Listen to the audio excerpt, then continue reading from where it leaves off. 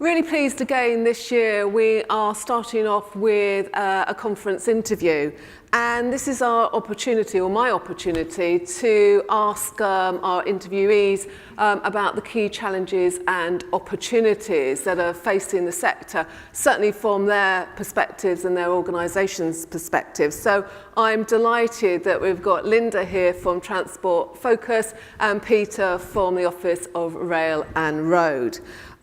Just want to sort of start setting the scene to start with, and really just, Linda, can you explain a little bit about what your role is with Transport Focus, please? Certainly, yes. So Transport, pardon me, Transport Focus collects evidence from transport users and uses that to get improvements for transport users. What we strive to do is to ensure that those who are using transport have as powerful a voice as those who are delivering.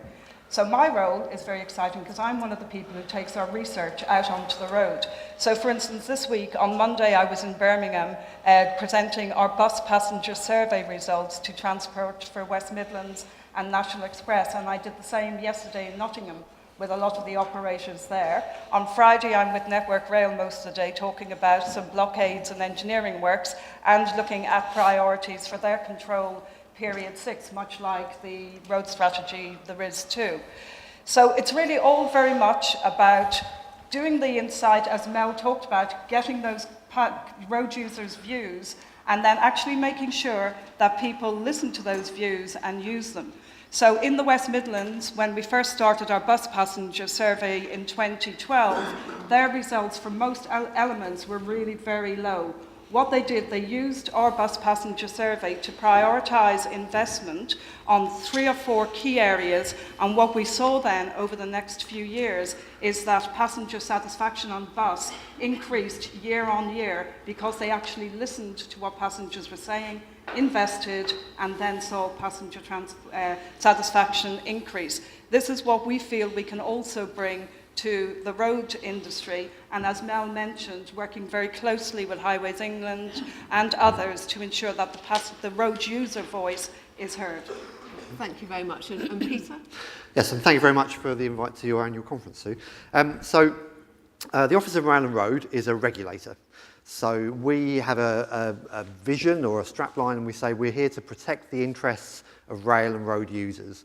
Now, you can then look into that and think about what that means. And of course, a lot of what we do is around promoting the efficiency of Network Rail and Highways England. My role at the ORR is the Highways Monitor, or the Director of the Highways Monitor. And our function is to monitor the performance and progress of Highways England in delivering its commitments under the road investment strategy. So that's a nice, simple explanation. And then when you unpick it, you go, what does that mean? Where do we really focus our efforts? And we've done a lot of work in that over the first couple of years of our existence, and you can find all of that on our website. And it explains where we think we make the biggest difference to the sector. And one of those things is about thinking about road reform and the bigger picture, and thinking about what were the aims and objectives of this reform programme when it was set up, and then applying that to the work we do with Highways England and trying to apply it in a way which is targeted and proportionate and encouraging them, and our duty is to promote their performance and efficiency, and we think very hard about how we can work with them to do that. Okay, thanks very much, Peter. At this conference, we're really thinking and we'll be talking about delivery. And clearly, we're in the second year of ORR's sort of role as monitor of Highways England. And I'm wondering sort of what sort of issues are coming through from your work as the monitor, and what you're picking up and sort of some of the ways forward, maybe. Okay, so you may have seen in the press, it got a little bit of coverage. We did an update report recently. I'll come back to that in a moment. I think I'd like to start by saying we think Highways England are doing a pretty good job at the moment. They were set up a couple of years ago. They've got a huge amount of change that they've been through, and they still need to go through. And we think if you look at their performance against their KPIs, it's reasonably good. When you look at their delivery of their investment programme, that's been good so far. So a lot of what I'll say next is really in the context of, this is a company which is delivering for its customers and is working well, we think, with the supply chain. However, our experience both on the rail side and my personal experience of other sectors such as water and energy shows that there are things that Highways England can take account of in developing its plans for the future. And our update report that we published a couple of weeks ago focused on two main areas. So one was the development of its plans for delivering a very significant capital programme. And we felt, over a year ago, we felt that certainly towards the back end of the first road period, that the plan wasn't really deliverable or sensible, and you could see this massive spike in start of schemes towards the end of the period. And we put that challenge back to Highways England, and we raised it with the Minister for Transport. And we said, look, we think Highways England and DfT need to go and work on this. And the report covers the progress they've made on that. And as we understand, they're looking at a revised capital programme, capital baseline. The good news is it will still deliver £15 billion of investment over the period. So it's not a big change in terms of the overall metrics, but some of the schemes will move, some will come forward in time, some will move a little bit backwards. And the idea is to develop a more sensible profile of investment towards the end of the first road period, and in particular, looking at the impact of that going into the second road period. Now, my reflection on that is that actually this is a company that got itself together in quite a short period of time. The plans that it was using were kind of on the shelf, and we think that they're doing a good job now of thinking more strategically about how they deliver such a big programme of investment. And for those of you that know, the NAO are also having a look at this, and I think their report, when it comes out, hopefully this month, will probably comment on some of the same themes. That's the first thing. The second thing we touched on in our update report was issues around asset management, and in particular there's a KPI to do with the pavement condition. We've had a good look at that. There were some issues with Highways England's management of its data.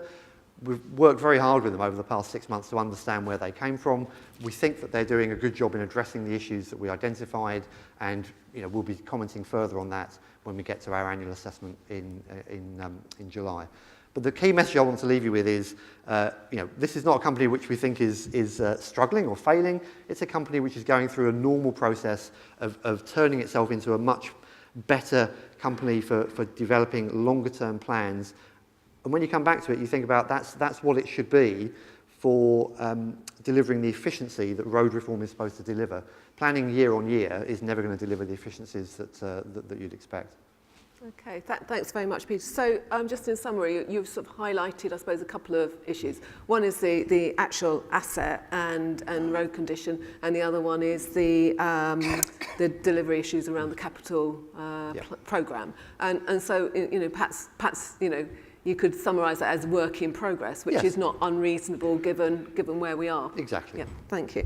So same from Transport Focus perspective, please. So in all of our research, whether it's rail, bus, coach, or indeed now for roads, there are two really key things that come out of all of our research and that transport users want. One is that the journey they're doing is punctual and reliable, and for road users that really translate that they don't want to be doing the same journey day on day, where actually the journey time and the time it's taking is different. On rail and bus, punctuality, reliability really is key. That is what we pay for. We're paying to get from A to B, and on roads, it's no different. The second is something that Mel very much touched on, that as transport users, we want to be in control. So where there is any form of disruption, I want to be able to make decisions that allow me to get home. Now, of course, anybody working in the industry, as users, we have to listen. This fool here didn't listen last Thursday with Storm Doris, and went into London, and all my meetings were cancelled, as were all the trains, and actually I didn't get home until about 10:30 in the evening, having been stuck in King's Cross for quite a few hours.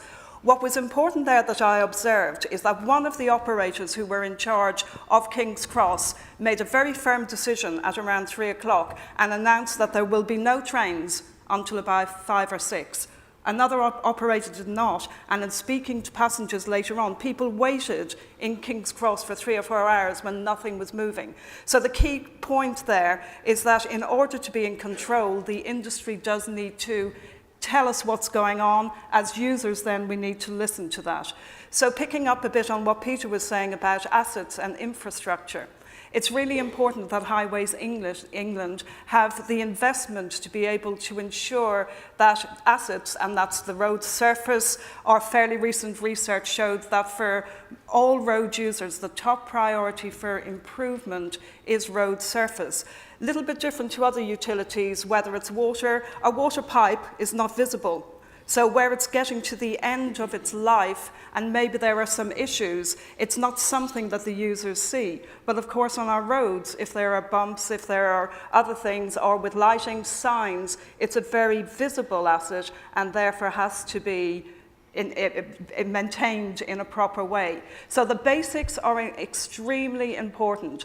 I was observing a focus group about a year ago linked to a major new rail franchise, and so behind the glass listening to what passengers were saying, and all of them were saying, I want punctual, reliable services. That's what I'm paying for. So the operator sitting next to me went, oh, for goodness sake, we're not hearing anything new. And I said, well, the industry is obviously not listening.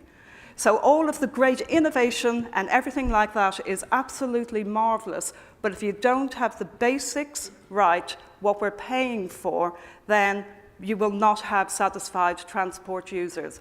In one of my meetings this week around our bus passenger survey, we showed what drives satisfaction is just that, punctuality, reliability. But of course, we all want not just the basics. We want people to have great experience. So those other things are important to drive great satisfaction, but if the basics aren't there, then you will always have dissatisfied transport users. Okay, thanks very much. I think very clear message from Linda. It's not about speed, it's about reliability and also the right information at the right time. And I think as all of us as consumers, I think that resonates hugely. And I suppose the challenge is therefore, how in the highway sector we actually really deliver that. Just sort of talking about that and talking about customer perspective, which you've both touched on. Both your organisations have a lot of experience in this, but in sectors that haven't included highways up until very recently. And of course, we have heard this morning from Mel around how Highways England is really approaching customer services and prioritising this. So I wondered, from both your perspectives, how you see the highway sector changing to appreciate the views of customers, because I think it's a fair point to say that it's not necessarily been high on the agenda previously. And also lessons. Are there lessons from either the rail or the buses that actually we should be bringing into highways? And perhaps, Linda, start with you this time. Mel obviously touched very much on the fact that putting road users at the heart of what they're doing is very important. We see this very much, I guess maybe probably more so on rail than on bus, where for many years, Network Rail, the sort of track and the points and the signals were what was important, as opposed to how they are being utilised in order to deliver what the end user needs. Fairly recently, I had a new hairdresser, and we were chatting, as you do, and she mentioned that her boyfriend worked for Network Rail. So I said, oh, he likes trains then. And she says, oh, no, he hates trains. They ruin his tracks. So blimey, that person's not even thinking about the passengers, they're thinking about the vehicle.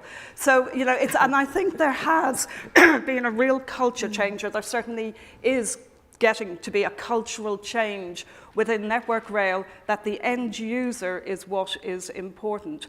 I think that is something, and Mel mentioned working with us and working with other stakeholders, that does ensure that that end user is at the forefront of what is being done. Okay. Peter? So I was struck by a few things as Linda was talking there. So I've heard in a number of different sectors that, particularly from some of the engineers, excuse me, I might just have offended the audience, that life would be so much better if the customers just weren't there. They could put their pipes in the ground easier, they could do their overhead lines much more simply. So before I start to talk about the highway sector, let me give you a couple of examples from another sector I know well, which is the water sector. So 25 years or so ago, the water sector was privatised. 25? something like that, 27, I think. So you'd think that they'd have this nailed by now. You'd think that all water companies would really understand what their customers like, what their preferences are, and they would engage with them really well. And of course, for 20 years, companies would say, we talk to our customers, we know what they're thinking. At the last price control, 2014, Ofwat, and by the way, this is my first gig as a regulator, so I'm not promoting the work of other regulators without thinking about this. Ofwat said, look, we think you need to do more to really properly engage with customers all the way through the process of planning. And some companies got that, some companies said, well, we know what they want and so on. One company that I was working with, I sat on the board, did a lot of research early on to really get underneath what customers wanted. And of course customers want, in the water sector, safe, reliable supply of water. Okay? They want it to be clean and they want their wastewater to be taken away and disposed of so they don't have to think about it. Of course they want that. But one thing came through in their research which they were quite surprised about. Customers wanted more information. And they said, well, we've got a website. And actually that wasn't good enough for customers. What they really wanted was some help when they were struggling to pay their bills. They wanted to understand the link between water heating and their energy bills. And that's something that water companies understand quite well, is if you boil a full kettle of water, you also, not only do you waste water, you also use a lot of energy. And water companies have some expertise in this area, and suddenly a light bulb moment happened that for a very, very small additional expenditure, this company, Southern, could actually send more people out to represent its company, to work with customers, particularly those that were disadvantaged or needed some particular help, to help them manage their water bills more effectively. And that was a big revelation. And they put more information on their website, and they became quite a good company for working and giving information to their customers. So that was a bit of a revelation. And genuinely, a couple of years before, this company had been saying, well, we know what our customers want because we talk to them. But the reality was you can always find ways to get to your customers better. And as a regulator, one of the dangers is that the company becomes so focused on the things that we drive them to do that they lose sight of what customers really want. And what I'm very pleased about with Highways England is that one of Jim's 3 pillars of focus is customers. And that should be a thread that goes through all of their planning for the next road investment period, and also the way they do their operations. The other example will immediately cut across everything I do as a regulator because it will talk to efficiency. Another major water company took a decision on leakage. Now, leakage, as you know, in the water industry is a big issue. Okay? Very visible, particularly if you live in and around London. And for those of you that don't know, I used to work for Thames, so I know a bit about leakage. This wasn't Thames, this was another company. And there's this theory in the water sector about the economic level of leakage. Right? So you apply your resources to the economically best place to reduce leakage so that you're not effectively treating and pumping water out inefficiently. The problem with that is that the leaks that you see on the surface of roads tend not to be the most economically viable ones to fix. The big ones tend to be underground, decaying road surfaces, interestingly, decaying pavements, working under houses, or they tend to be on customers' properties, and a lot of water is lost that way. But what this company realised was that if it didn't go out and get really good at fixing the visible leaks, then the customers wouldn't believe them when they said, we're doing everything we can. So they spent a bit more money, possibly not the minimum efficiency or the maximum efficiency, but what it did was it generated a huge amount of goodwill for that company because they were always on the spot dealing with the problem that really mattered to customers. And in customers' views, if you're wasting water, then you're not representing me effectively and I don't want to pay my bill. Now that company has a very high rate of payment of its bills. I think there's a connection between the two. So again, that was a bit of a surprise because the company was initially doing the thing it thought was economically the best thing, focus on the biggest leaks first, but actually it adjusted that. It really got a good sense for what customers really felt and then adjusted its activities to address those needs and got much better response from its customers. So there are lessons in that for the highways sector. There is a measure in the RIS about user satisfaction. Highways England do a good job of measuring that. We're working with them to kind of understand how they deconstruct that and really get underneath what it tells them We're working very closely with Transport Focus who are revising that measure to think about how we can move that measure forward. That's only a small part of the jigsaw. We also want to see a lot of engagement with users all the way through the planning process for the second road investment strategy, so that we can honestly say at the end of that process in a couple of years that we've really tried to listen, all of us have really tried to listen to what customers and road users actually want, as opposed to what we think they want. Okay, thanks very much. Can I just pick up on this whole thing around the customer perspective, because we talk a lot about it, and you know, in the rail industry it's much easier to capture. So I wondered how Transport Focus is actually going to really understand what the customer perspective is, and I think you're going to be doing some piloting shortly, Yes, and yes. whether you just could share that, please. So obviously when we do our national rail passenger survey, our bus passenger survey, we can get on and off buses and trains and go to stations. So it's quite an easy way of capturing passengers' views. On roads, it may seem as if that's not quite as easy, but of course we use researchers who will talk to people on the streets. Actually, our main thing that we're going to do on the pilot is work with DVLA to use their database, but what we are doing on the pilot is going to see if that is actually working. Is it giving us sufficient intelligence? So on rail and bus, we get over 114,000 people respond to our surveys each year, and that gives us really concrete evidence. We want to ensure that we're able to do that on roads, and therefore we're piloting a few things to ensure that we are getting road users' views. Thank you very much. And Peter, I think some of the time when we're looking at, particularly from a regulator, we talk about the motorist, and of course the customer is much more than the motorist. And I wonder, do you see a difference in what different users, customers need, or? Oh yes, absolutely. So of course you have the strategic road network is the main arteries for freight and the economy. So they are a hugely important group who, again, Highways England are engaging well with.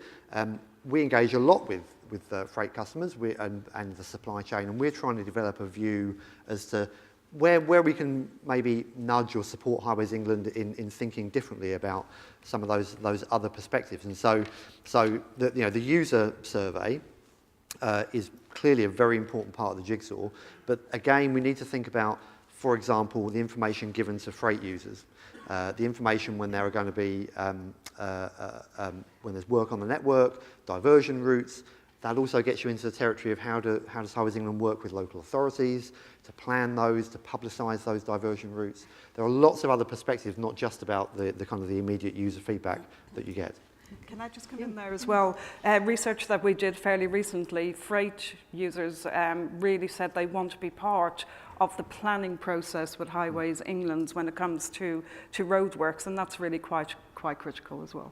Great, thanks very much indeed. I'm very conscious that we want to keep our conference on time, and we're coming towards the end of this interview session. But I wondered if you had any reflections that you'd like to give to the sector. So we have both clients and we have the supply chain here. So any thoughts directly to the sector that you would like to convey with a captured audience? So from the experience I've got both within the Office of Rail and Road and some of the challenges we see in the rail sector and elsewhere, I'd really encourage a better dialogue between the sector and its key players, the supply chain, the freight customers, with us, with Highways England, and engage on things which are out there. And if you're not seeing what you want to see, or if you're not getting the kind of engagement that you expect or want, then come and tell us. We do expert panels with people like environmental groups and safety groups. We've done work with supply chain that we're now going to be refreshing this year.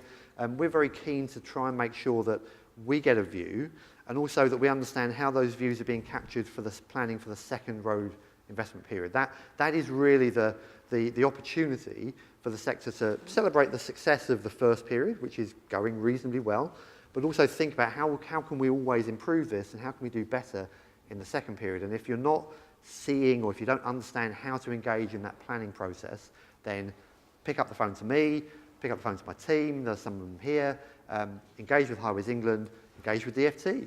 really, try and get yourself into the middle of it, because I'm very keen that this second process is a lot more inclusive than perhaps the first one was able to be. Thank you. And really carrying on from that on dialogue, when we first took on the roads remit, actually when we first took on the bus remit, people said, well, you're supposed to be all about rail, and then we were all about passengers, and now we're including roads. We're all about moving people, and sometimes it's better to move people by road, rail, bus. What is extremely important is that that is not seen in segregation, that it's integrated. So for instance, roadworks that Highways England might be doing is not actually pushing some of the problem onto other roads that then impacts on buses and other modes of transport. Fairly recently, Mel spoke at one of our board meetings at Transport for West Midlands, and they really spoke about this issue and have set up a partnership working since then with very much High Speed 2 and the impact that is going to have on Birmingham and all of the roads. Even though that's in the future a bit, planning now and thinking about it is really important. So really a key thing is working together, seeing that actually we're all in this together around integrated transport. Just on that, I mean, I think, one of the advantages for CIHT is that we have this cross-representation, and clearly the offer to engage, I think, is a very attractive one. And I think probably Andrew Hugel won't like me for saying this, but I think CIHT, if there's something that would be helpful to the sector, will try and organise an event which actually brings Highways England, ORR and Transport Focus together in one place for the sector to talk with the three of you all in one place, because a lot of the engagement is individually, and I think there's a lot of things that actually it might help if everyone's in the room together. So watch this space.